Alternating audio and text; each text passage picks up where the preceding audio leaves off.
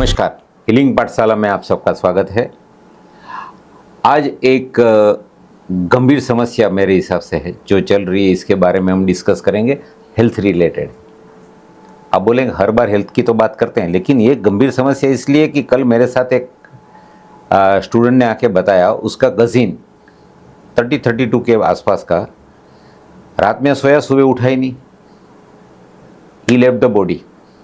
तो मैंने पूछा कुछ हेल्थ इश्यू था क्या? तो बोले नहीं, पता ही नहीं चला क्या हुआ। अच्छा, शाम को वो पूरा दिन क्रिकेट खेला, शाम को आके परिवार के साथ हंसी मजाक किया, खाना खाया, सब किया, रात में सोया, सुबह उठा नहीं। तो डॉक्टर ने बोला कार्डियक अरेस्ट हुआ है। अभी इसके बाद में मैंने सोचा ऐसा क्यों हो सकता है ना, ये बंदे ने ध्यान नहीं गया, कुछ भी हुआ, वी डोंट नो क्या हुआ था। ओवरऑल देखा तो थोड़ा रिसर्च किया तो पता चला ऐसे यंग डेथ रेगुलरली अभी हो रहे हैं, ज़्यादा मात्रा में। तो ये तो अलार्मिंग है। वो घंटी बजा रहा है ऊपर वाला, तो ये घंटी क्या है? इवन पिछले 1-2 सालों में आई थिंक न्यूज़पेपर में भी ये डेटा आया था, सिर्फ अगर हार्ट अटैक यंग एज में, that was between 15 to 40 years of age जो ग्रुप होता है, तो कुछ 6 महीने का जो डेटा था that was 1043 people died out of cardiac arrest या heart attack just within 6 months of period, और उनकी एज थी 15 से 40 साल के बीच में। तो आई थिंक मैंने जो यंगेस्ट सुना है जिनका हार्ट इशू की वजह से, यानी कार्डियक अरेस्ट की वजह से सडन डेथ हुआ हो, तो वो एज है 9 साल। तो 9 साल का बच्चा अगर कार्डियक अरेस्ट से शरीर छोड़ देता है तो ये बहुत ज़्यादा गंभीर चीज़ है जिसको ध्यान में लेना ज़रूरी है। और उसमें आई थिंक आप सभी ने ऐसे वीडियोस देखे होंगे जिसमें सडनली लोग, चाहे स्पोर्ट्स की कोई एक्टिविटी, यानी मान लो टेनिस खेल रहे हैं, लॉन्ग टेनिस या ऐसा कुछ, बैडमिंटन खेल रहे हैं या ट्रेडमिल पे चल रहे हैं और सडनली कोलैप्स हो जाते हैं, या रोड पे खड़े खड़े सडनली कोलैप्स हो जाते हैं। उनकी लाइफस्टाइल अगर देखो तो उतनी बुरी भी हालत नहीं है, जैसे मान लीजिए एथलीट हैं, वैसे भी केसेस हैं जो स्पोर्ट्स पर्सन है। इवन एक केस तो हमने सुना था, आई थिंक 6-8 महीने पहले का केस होगा शायद, कि चेन्नई में एक हार्ट सर्जन खुद, आई थिंक 34 या ऐसा 34-36 कुछ एज था, 34-35 का था, हार्ट सर्जन खुद कार्डियक अरेस्ट से शरीर छोड़ दिया। तो इन सब को अगर ऑब्जर्व करते हैं तो पता चलता है कि एक तो शरीर जो है कुछ तो इंडिकेशन देता है, उसको देखना चाहिए। दूसरा प्रॉब्लम ये है कि हम हर छोटी चीज़ में बिना प्रिस्क्रिप्शन के, अनफॉर्चुनेटली हमारे देश में बिना प्रिस्क्रिप्शन के दवाइयाँ मिल जाती है, तो हर छोटी चीज़ के लिए सीधा दवाई खा लो। दर्द हो रहा है, पेन किलर खा लो, हल्का सा बुखार है तो पैरासीटामोल ले लो। तो उस वजह से शायद शरीर का जो अपने आप को ठीक करने की जो क्षमता है वो कम हो जाती है और दवाइयों से शरीर में रेजिस्टेंस आ जाता है। मैं बीच में एक एपिसोड में भी बोला था, इंडिया का नाश्ता क्या है, स्नैक क्या है, डोलो 650। लोग चना ममरा की तरह खाते हैं, चने खाते हैं ना, ऐसे खा लेते हैं। कुछ हुआ, डोलो ले लिया, अरे साइड इफेक्ट होता है, बिना डॉक्टर को पूछे नहीं ले सकते। हमारा सबसे पहला, डॉक्टर से पहला वाला दोस्त बोलो या दुश्मन बोलो, पता नहीं इसको क्या बोलते हैं, बराबर ना, क्योंकि वो सुन के जो मेरे भी जानने वाले हैं वो भी नाराज़ हो जाएंगे, लेकिन वो सबसे पहले दुश्मन ही है। कौन है? हमारा मेडिकल स्टोर वाला। आप जाके इसको सिम्टम्स बताओ, दवाई दे देगा, और हम खुश भी होते हैं, उसको फैमिली हिस्ट्री पता है।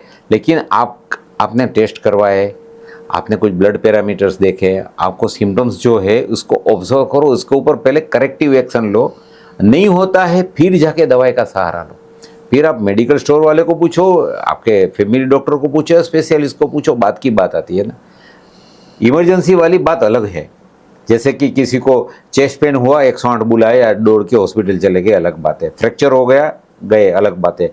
कहीं टकराया, खून निकल रहा है, डॉक्टर के पास गए, अलग बात है। लेकिन कभी आपको कंधे में दर्द है, कभी आपको बैक पेन कंटिन्यूसली हो रहा है, बर्पिंग ज़्यादा हो रहा है, सुबह उठने के टाइम सिर बहुत भारी रहता है, सोने का मन कर रहा है, बुखार ऑल ऑफ सडन आ रहा है, एकदम बॉडी वेट कम हो रहा है, तो पहले ऑब्जर्व तो करो क्यों हो रहा है। काफ़ी सारे केसेस में लोग अपने आप को ऑब्जर्व ही नहीं करते हैं, और जैसे कहा कि हर छोटी चीज़ में दवाइयाँ। मुझे याद है जब हम छोटे थे तो कभी कभी ऐसे सीजनल सर्दी ज़ुकाम हो गया या बुखार आ गया, तो मुझे नहीं याद है कि कभी बुखार के लिए हमने दवाई ली हो।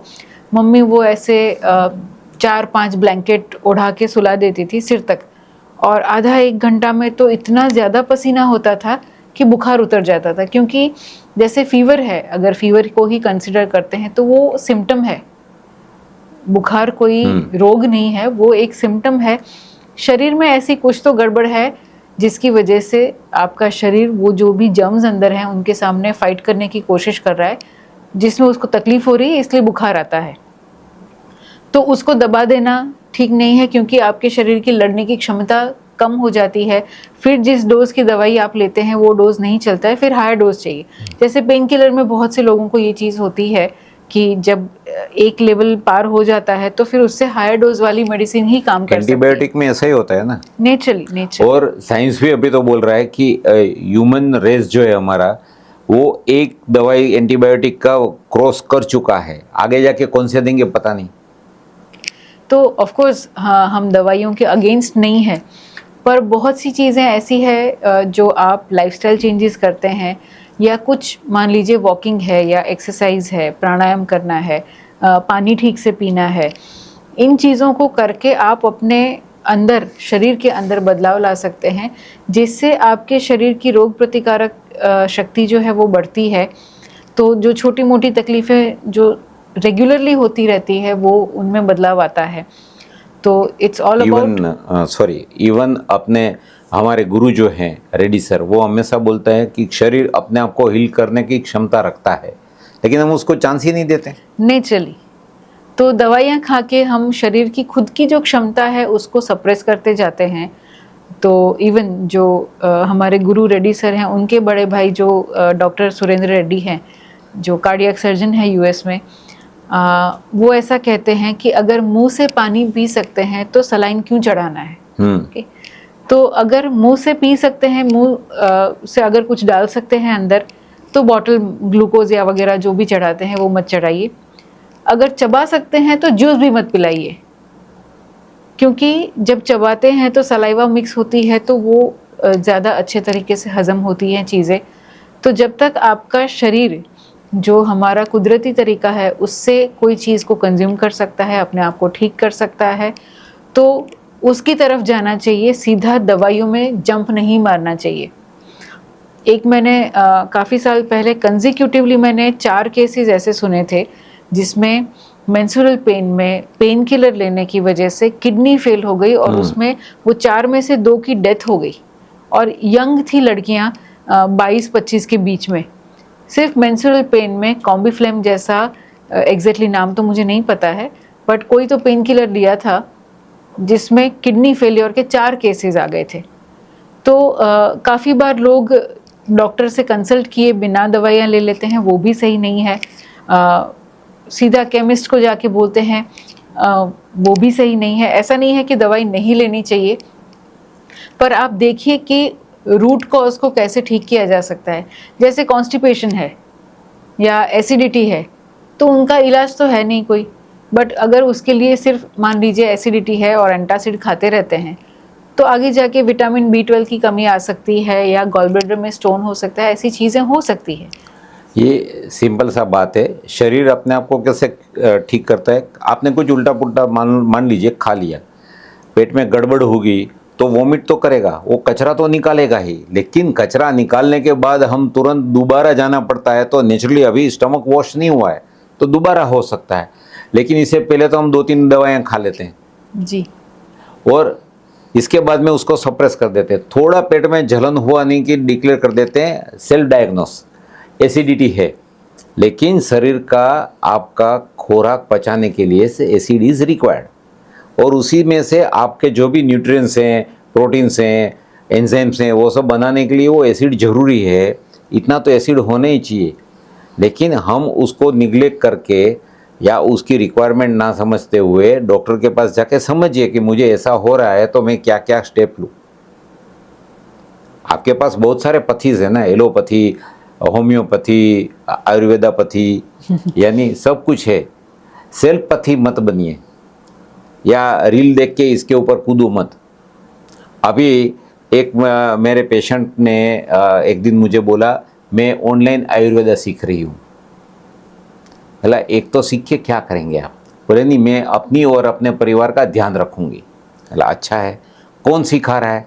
बोले इनके इतने लाख फॉलोअर हैं और इतने सारे लाइक्स मिले, और उसका मैंने एक रील देखा तो उसमें उसके साथ में मैंने डिसाइड किया और उसको पेमेंट ट्रांसफ़र कर दिया। रोज़ मुझे आधा घंटा वो सिखाती है।